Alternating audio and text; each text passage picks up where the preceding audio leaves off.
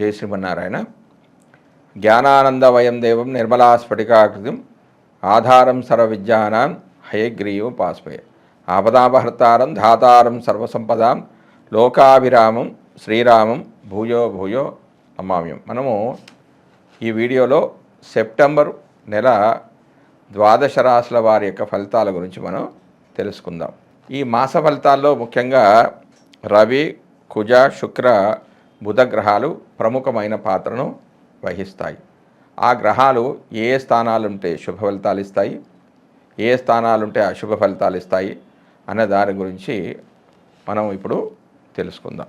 ఒక మాసం తమకు అనుకూలమా ప్రతికూలమా అని గమనించేందుకు రవి, కుజ, శుక్ర, బుధ గ్రహాలను గమనించడం అనేది సాంప్రదాయం. సూర్యుడు 3, 6, 10, 11 రాశిలో సంచరించే సమయంలో మాత్రమే శుభ ఫలితాలను ఇస్తాడు. మిగిలిన సమయాల్లో అతడు సంచరించే రాశి దృష్టి ఉన్న సప్తమ రాశి విషయంలో జాగ్రత్తలు అనేవి తీసుకోవాలి. వేరువేరు జన్మరాశుల వారికి రవి సంచరిస్తున్న రాశి దృష్టి ఉన్నటువంటి రాశులు ఏ భావాలైతాయో గమనించి వానికి అనుకూలమైన ఫలితాలను నిర్దేశించాల్సి ఉంటుంది. రవి గోచారంలో వ్యతిరేకంగా ఉన్న సమయంలో అధికార ప్రభుత్వ సంబంధమైన సమస్యలు, అనారోగ్య లోపాలకు, మానసికమైన ఒత్తిడులకు అధికమైన అవకాశం అనేది ఉంటుంది. అదేవిధంగా కుజుడు గోచారంలో అననుకూలమైన రాశిలో సంచరిస్తుంటే చిన్న చిన్న ప్రమాదాలు, ఒత్తిడులు, శరీరకమైన అనారోగ్యాలు, నొప్పులకు అవకాశం అనేది అధికంగా ఉంటుంది. అంతేకాకుండా సామాజికంగా అప్పులు పెరగడం, శత్రుత్వాలు అధికం కావడం కూడా ఉంటుంది. తగిన దాన ధర్మాలు అవసరము అవుతాయి. 3, 6, 11 రాశుల్లో మాత్రమే శుభ ఫలితాలను కుజుడు ఇచ్చినప్పటికీ తాను సంచరిస్తున్న రాశి దృష్టి ఉన్నటువంటి 4, 7, 8 రాశులను కూడా ఫలితాల విషయంలో లెక్కలోకి తీసుకోవాలి. బుధుడు గోచారంలో అననుకూలమైన ప్రదేశాల్లో ఉన్నప్పుడు, అంటే వ్యతిరేక స్థానాల్లో ఉన్నప్పుడు వ్యాపారాదుల్లో లోపాలకు అధికమైన అవకాశం అనేది ఉంటుంది. ఎక్కువగా నష్టాలు వచ్చే అవకాశం అనేది ఉంటుంది. పెట్టుబడులు అనేవి ఫలించవు, స్ఫురణ శక్తి అనేది లోపిస్తుంది, శారీరక చైతన్యం తగ్గిపోయే అవకాశాలు సూచనలు కూడా ఉన్నాయి. కొంత బలహీన మనస్తత్వం, ఆలోచన తత్వంలో లోపాలకు అవకాశం అనేది ఎక్కువగా ఉంటుంది. రోగ నిరోధక శక్తి లోపించడం వల్ల కలిగే సమస్యలు పెరుగుతాయి. బుధుడు 2, 4, 6, 8, 10, 11 స్థానాల్లో శుభ ఫలితాలను ఇస్తాడు. తాను చూస్తున్న భావాలకు కూడా శుభాన్ని ఇస్తాడు. శుక్రుడు అధిక స్థానాల్లో గోచారిత్యా అనుకూలంగానే ఉన్నప్పటికీ బలహీనమైన గోచార ఫలితాలనిచ్చే స్థానంలో మనోభిష్టాలు నెరవేరక ఇబ్బంది పడుతూ ఉంటారు. శుక్రుడు ఒక రాశిలో సంచరించే కాలంలో మానసికమైన వ్యవహారాలు, ఆకర్షణలలో లోపాలు, ఇబ్బందులకు అవకాశం అనేది ఉంటుంది. శరీరంలో హార్మోన్ల లోపాలు అనేవి ఏర్పడతాయి. సమతుల్యమైన భావాలు దెబ్బతింటాయి. శుక్రుని విషయంలో 6, 7, 10 రాశుల సంచారం మాత్రం చాలా లోపమైనది. 6వ స్థానం సంచారం అధికమైన లోపంగా పరిగణిస్తారు. భార్యాభర్తల మధ్యలో అభిప్రాయ భేదాలకు కూడా ఇటువంటి అంశాలు కారణమవుతాయి. మానసికమైన ఒత్తిడి తీవ్రంగా ఉంటుంది. ఒక నెల రోజులు కొంత ఎక్కువ తక్కువలతో కూడుకున్న రోజుల్లో సంచరించే గ్రహాలు ఇవి. అందువల్ల వీటి ద్వారా కలిగే ఫలితాలు ఆ మాసాదులకు చెంది ఉంటాయి. అయితే శుభ సమయంలో కార్యక్రమం ప్రారంభించి పూర్తి చేయడానికి ఇటువంటి అనుకూల గ్రహ సంచారాల వల్ల ఫలితం అనేది అధికంగా ఉంటుంది. జై శ్రీమన్నారాయణ. జ్ఞానానందమయం దేవం నిర్మలా స్ఫటికాకృతం ఆధారం సర్వవిద్యానాం హయగ్రీవం పాస్పయ. మనం సెప్టెంబర్ నెల మాస ఫలితాల గురించి చర్చించుకుంటున్నాం. అందులో భాగంగా ఈరోజు ధనురాశి వారి యొక్క మాస ఫలితాల గురించి తెలుసుకుందాం. ముందుగా రవి ఫలితాలు. రవి ధనురాశి వారికి సెప్టెంబర్ 1 నుంచి 16 వరకు భాగ్యంలో సంచరిస్తున్నాడు. తర్వాత సెప్టెంబర్ 17 నుంచి 30 వరకు 10వ స్థానంలో సంచరిస్తూ ఉన్నాడు. జన్మరాశి నుంచి 9వ రాశిలో సంచరించే కాలంలో సంఘంలో గౌరవ మర్యాదలకు లోపం ఏర్పడుతుంది. దారిద్రత, బాధ, ప్రమాదాలకు ఎదుర్కొనవలసి రావడం, ఖర్చులు ఎక్కువ కావడం, అధికారులతో గొడవలు వంటి ఫలితాలుంటాయి. ఇందులో 20% ఫలితాలు మాత్రమే జాతకుడు పొందుతాడు. కారణం ఏంటంటే ఈ రాశిలో రవి స్వర్ణమూర్తిగా ఉంటున్నాడు. ఇక 10వ స్థానంలో సంచరించే సమయంలో అంటే సెప్టెంబర్ 17 నుంచి 30 వరకు 10వ స్థానంలో సంచరించే సందర్భంలో శుభ ఫలితాలను ఇస్తాడు. 10వ స్థానం కర్మస్థానం, రాజస్థానం కాబట్టి ఈ 10వ స్థానంలో ధనాదాయం అనేది చాలా బాగుంటుంది. మెదడు తీవ్రంగా పనిచేస్తుంది. విద్యారంగంలో మంచి రాణింపు అనేది ఉంటుంది. ధర్మాది కార్యక్రమాల్లో, ఆధ్యాత్మిక విషయాల్లో పాల్గొంటారు. కొన్ని పనులు జరగవు అనుకున్నవి జరిగే అవకాశం ఉంది. ఆస్తి సంపదలను పెంచుకుంటారు. అధికారుల ఆదరాభిమానాలు పొందుతారు. కానీ 10వ స్థానానికి వేదస్థానమైన 4లో రాహు సంచరించడం వల్ల పూర్తిగా ఫలితాలు పొందే అవకాశం అనేది జరగదు. ఇందులో ఒక 70% శుభ ఫలితాలు పొందే అవకాశం ఉంది. ఎందుకంటే ఈ రాశిలో రవి తామ్రమూర్తిగా సంచరిస్తున్నాడు కాబట్టి. తర్వాత కుజుడు యొక్క ఫలితాలు. కుజుడు ధనురాశి వారికి నెల మొత్తం కూడా 7వ స్థానంలో సంచరిస్తున్నాడు. కుజుడు జన్మరాశి నుండి 7మంలో సంచరించే కాలంలో మంచి ఫలితాలను ఎదురు చూడలేమంటే మంచి ఫలితాలు అనేవి రావు. చేతిలో డబ్బులు ఉండవు, అవసరమైన రీతిలో ఉండవు, డబ్బుకు కటకటలాడుతూ ఉంటారు. కలత్రంతో గొడవలు ఉంటాయంటే భార్యాభర్తల మధ్య గొడవలు ఉంటాయి. చిన్న చిన్న జబ్బులు అనేవి బాధిస్తాయి. సుఖశాంతుల లోపంతో పాటుగా శారీరక మానసిక శ్రమకు గురవుతారు. ఇతరులు అనవసరంగా ఇతరులతో అనవసరంగా గొడవలు పెట్టుకుంటారు. కలత్రానికి అనారోగ్యం అనేది ఏర్పడుతుంది. మొత్తం మీద ఈ రాశిలో కుజుడు ఒక 20% మాత్రం ఇబ్బందులు పెట్టడం అనేది జరుగుతూ ఉంటుంది. ఎందుకంటే సువర్ణమూర్తిగా ఈ రాశిలో సంచరిస్తున్నాడు కాబట్టి. తర్వాత బుధుడు యొక్క ఫలితాలు. బుధుడు ధనురాశి వారికి సెప్టెంబర్ 1 నుంచి 4 వరకు అంటే 4 రోజుల పాటు అష్టమంలో సంచరిస్తున్నాడు. తర్వాత 5వ తారీఖు నుంచి 23 వరకు భాగ్యంలో అంటే 9వ స్థానంలో సంచరిస్తున్నాడు. తర్వాత 24 నుంచి 30 వరకు 10వ స్థానంలో సంచరిస్తున్నాడు. అష్టమంలో సంచరించే కాలంలో కొంచెం మానసిక, శారీరక, భౌతిక సుఖాలకు లోటు అనేది ఉండదు. లాభకరమైన దూర ప్రయాణాలు అనేవి ఉంటాయి. అంటే 8వ స్థానంలో శుభ ఫలితాలు ఇస్తాడు. ఉద్యోగాభివృద్ధి అనేది ఉంటుంది. అంటే ఈ 4 రోజుల పాటు జరిగే శుభ ఫలితాల్లో కేవలం ఒక 20% మాత్రమే శుభ ఫలితాలను జాతకుడు పొందుతాడు. ఇక 9వ స్థానంలో సంచరించే సమయంలో కొంచెం ఆటంకాలు అనేవి ఏర్పడతాయి. సోమరితనం, బద్ధకం అనేది ఏర్పడుతుంది. అశుభ ఫలితాలు అనేవి ఎక్కువగా పొందుతాడు.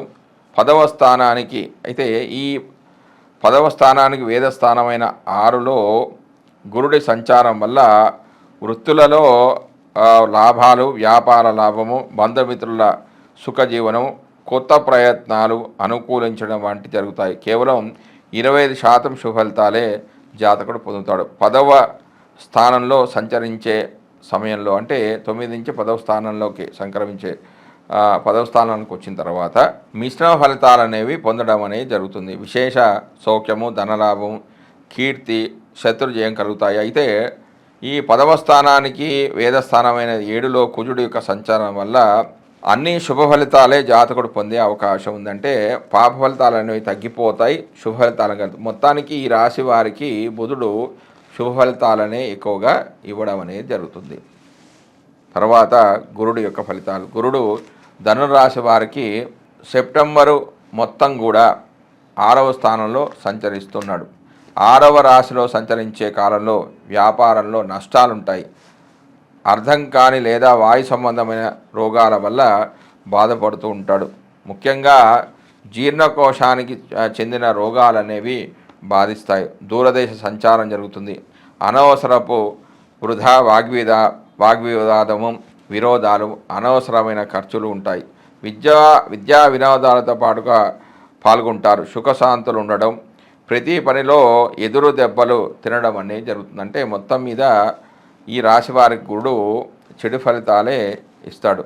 తర్వాత శుక్రుడి యొక్క ఫలితాలు. శుక్రుడు ధనురాశి వారికి సెప్టెంబర్ 1 నుంచి 18 వరకు 10వ స్థానంలోను, సెప్టెంబర్ 19 నుంచి 30 వరకు లాభస్థానంలోనూ సంచరిస్తున్నాడు. 10వ స్థానంలో సంచరించే కాలంలో నివాస స్థలానికి దూరంగా సంచరించవలసి ఉంటుంది. ఎన్నో కష్టాలను ఎదుర్కొనవలసి ఉంటుంది. సరైన వేళకు భోజనం లభించదు. మనసు అనేది చెడ్డ పనులకు ప్రేరేపిస్తుంటుంది. 10వ స్థానానికి వేదస్థానమైన 4లో రాహు సంచారం వల్ల అంతగా చెడు ఫలితాలు అనేవి ఉండవు. ఇక 11వ స్థానంలో సంచరించే సమయంలో అంటే సెప్టెంబర్ 19 నుంచి 30 వరకు 11వ స్థానంలో సంచరించే సమయంలో మంచి ఫలితాలను ఎదురు చూడవచ్చు. అనుకున్న వాటిలో అనుకున్న రీతిలో విద్య నిర్వహించే సామర్థ్యం ఉంటుంది. ధనాదాయం అనేది చాలా బాగుంటుంది. అన్ని విధాలుగా నైపుణ్యాలను ప్రదర్శిస్తారు. భార్య సహాయ సహకారాలు అందివస్తాయి. ఊహించని రీతిలో ధనాదాయం అనేది ఉంటుంది. కానీ 11వ స్థానానికి వేదస్థానమైన 9లో రవి సంచారం వల్ల కేవలం 25% మాత్రమే శుభ ఫలితాలను జాతకుడు పొందుతాడు. తర్వాత శని యొక్క ఫలితాలు. ధనురాశి వారికి శని ఈ నెల మొత్తం కూడా 3వ రాశిలో సంచారం చేస్తూ ఉన్నాడు. 3వ రాశిలో సంచరించే సమయంలో అండి శని 3వ స్థానంలో మంచి అభివృద్ధిని ఇస్తాడంటే 3, 6, 11 స్థానాల్లో పాపగ్రహాలు మంచి ఫలితాలు ఇస్తాయి. 3వ రాశిలో శని సంచరిస్తున్నప్పుడు 4 వైపుల నుంచి ధనాదాయం ఉంటుంది. అన్ని శుభ ఫలితాలే ఉంటాయి. ఆరోగ్యం అనేది చాలా కుదుటపడుతుంది. నూతన ఉత్సాహం ఉంటుంది. సంఘంలో మంచి గౌరవ మర్యాదలు ఉంటాయి. వేళకు భోజనం చేస్తారు. విలాసమైన జీవితం అనేది లభిస్తుంది. దారాపుత్ర సుఖ వాహన పశు సంపదలు అనేవి లభిస్తాయి. ఇందులో 50% శుభ ఫలితాలు జాతకుడు పొందుతాడు. కారణం ఏంటంటే ఈ రాశిలో శని లోహమూర్తిగా సంచరిస్తూ ఉన్నాడు కాబట్టి. తర్వాత రాహు యొక్క ఫలితాలు. ధనుర్రాశి వారికి రాహు 4వ స్థానంలో సంచరిస్తూ ఉన్నాడు. 4వ స్థానంలో బుద్ధిబల లోపము, అనవసరమైన ప్రయాణాలు, వాత వ్యాధులు, స్త్రీ కలహము, చేసే పనిలో ఆటంకాలు ఎదుర్కోవడం లాంటివి జరుగుతున్నాయి. అంటే 4వ స్థానము సుఖానికి సంబంధించిన స్థానము, మాతృస్థానము, సుఖభోగాలకు సంబంధించిన స్థానం కాబట్టి ఈ 4వ స్థానంలో పాపగ్రహం సంచరిస్తే చెడు ఫలితాలే వచ్చే అవకాశం ఉంది. ఎందుకంటే ఇంకా ఇందులో బంగారమూర్తిగా ఉంటున్నాడు పాపగ్రహం కాబట్టి కేవలం 25% మాత్రమే చెడు ఫలితాలు జాతకుడు పొందే అవకాశం అనేది ఉంది. తర్వాత కేతువు యొక్క ఫలితాలు. ధనుర్రాశి వారికి కేతువు ఈ నెల మొత్తం కూడా 10వ స్థానంలో అంటే ఉద్యోగ స్థానం, కర్మస్థానంలో సంచరిస్తున్నాడు. 10వ స్థానంలో కేతువు శుభ ఫలితాలను అనేది కొంచెం ఇస్తాడు. శారీరక సౌఖ్యము, భోజన సౌఖ్యము, సంతోషము, కష్టాలు అనేవి తొలగిపోవడం జరుగుతుంది. కర్మసిద్ధి బలంగా ఉండడం వల్ల ఆనందం అనేది కలుగుతుంది. కానీ ఇందులో కేవలము 20% మాత్రమే శుభ ఫలితాలను జాతకుడు పొందే అవకాశం అనేది ఉంది. ఇక ధనుర్రాశికి అధిపతి ఎవరంటే గురువు. మరి ఇందులో ఉన్న నక్షత్రాలు మూల, పూర్వాషాఢ, ఉత్తరాషాఢ. మూల దీనికి అధిపతి కేతువు, పూర్వాషాఢకి అధిపతి శుక్రుడు, ఉత్తరాషాఢ నక్షత్రానికి అధిపతి రవి. కాబట్టి వీరు గురుగ్రహంతో పాటుగా అంటే గురువుకి ప్రతి గురువారం గురుహోర సమయంలో అంటే 6 నుంచి 7 లోపల గురువుకు ప్రదక్షిణ చేసుకోవాలి. కేతువుకు సంబంధించిన మూల మంత్రాలు కూడా చదువుకోవాలంటే ఫలాచ పుష్ప సంకాశం, తారకాగ్రహమస్తకం, రౌద్రం, రుద్రాత్మకం ఘోరం, తంకేతం ప్రణమామ్యం అనే ఈ యొక్క మంత్రాన్ని కూడా ఎప్పుడు కూడా నిరంతరం జపిస్తూ ఉండాలి. దక్షిణామూర్తి స్తోత్రాన్ని పఠనం చేస్తుండాలి. వీరు రాఘవేంద్ర స్వామి కూడా పూజ చేసుకుంటే మంచి ఫలితాలు ఉంటాయి.